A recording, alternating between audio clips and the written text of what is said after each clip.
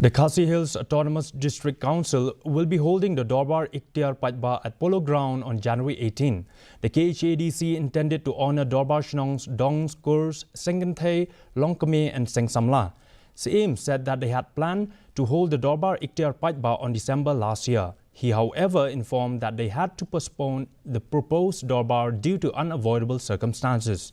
Siem informed that the decision to hold this Dorbar on January 18 was taken following meeting with members of the Federation of Khasi States, Sinjuk ki Rongbak Kur, Sinjuk ki Dorbar Kur, Limpung ki Seng, Longkme Kenthay, Sinjuk Seng Samla Shnong, among others.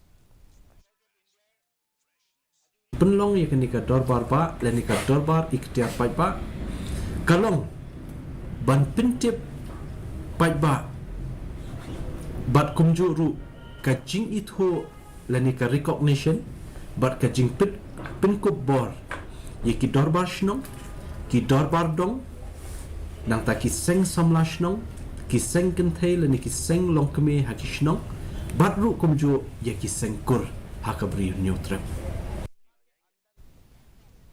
As the elections for the Khasi Hills